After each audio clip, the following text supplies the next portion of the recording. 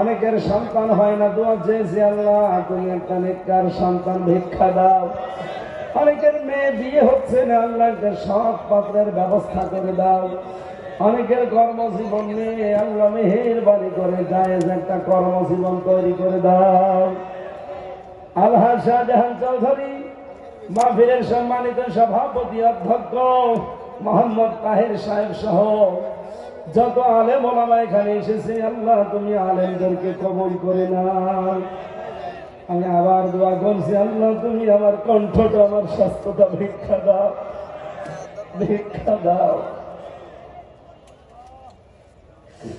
প্রশাসনের যে ভাইগুলো আজকে দায়িত্ব পালন করেছে, বাংলার প্রশাসনের উপর রহমত নাযিল করো। জালেমদেরকে যখন বিদায় দিয়েছে, আল্লাহ কিয়ামতের আগে দেশের চেয়ারে কোন জালেমকে বসতে দিও না। বৈষম্য বিরোধী ছাত্র আন্দোলনে যে ভাই বোনগুলো জীবন দিয়েছে, শাহাদাতের মর্যাদা দান করো।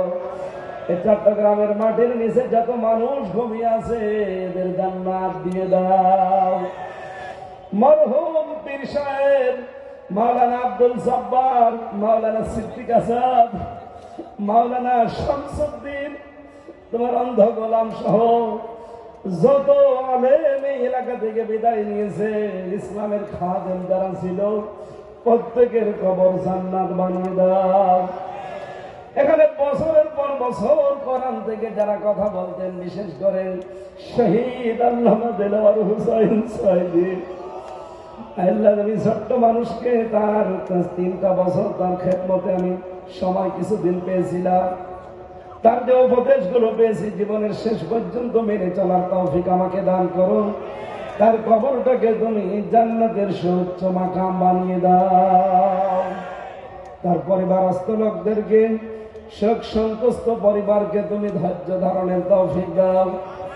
রব্বুল আলামিন যারা শহীদ হয়েছে দেশে ইসলামী আন্দোলনের জন্য, প্রত্যেক দিকে শহীদ হিসাবে তুমি কিয়ামতে ডাক দিও আল্লাহ।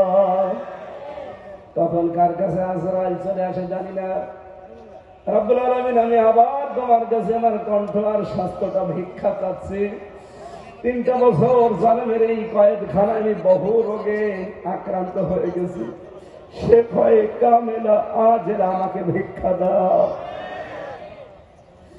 মরণ আসলে যেন বলতে পারি লা ইলাহা ইল্লাল্লাহু মুহাম্মাদুর রাসূলুল্লাহ। আসসালামু আলাইকুম।